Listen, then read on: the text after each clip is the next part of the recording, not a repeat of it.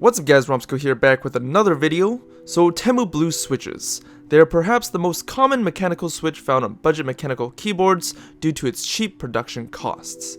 Today we're going to compare them against the Outemu Red switches, which are far less common, and to see how well they stack up against each other.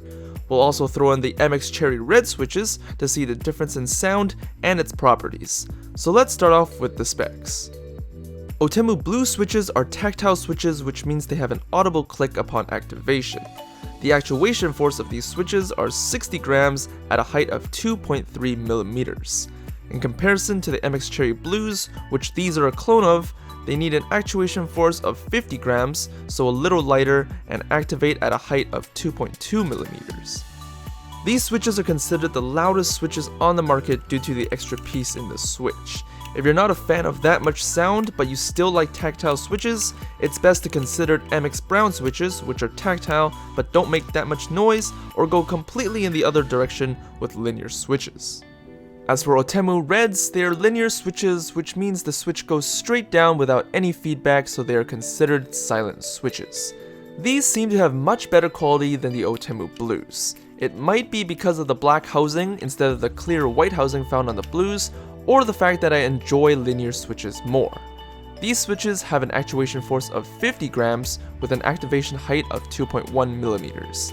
As for the MX Reds, those have a 45 gram of actuation force with an activation height of 2 millimeters. So there's not much difference here.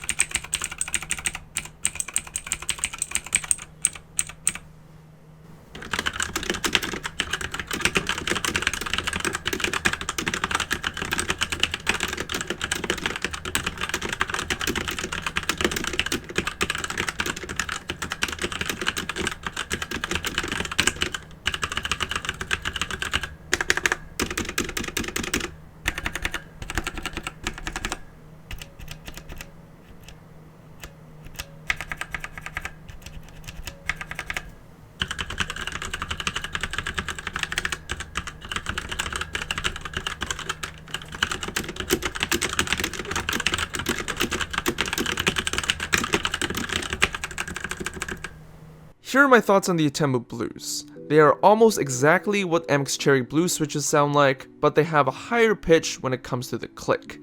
It's not that much higher, but the MX Blue switches do have a deeper click sound.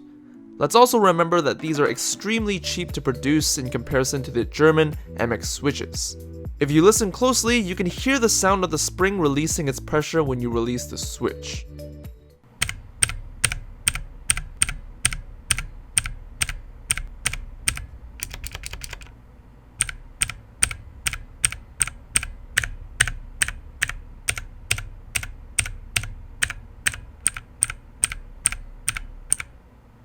This isn't for all switches, but it is something to consider.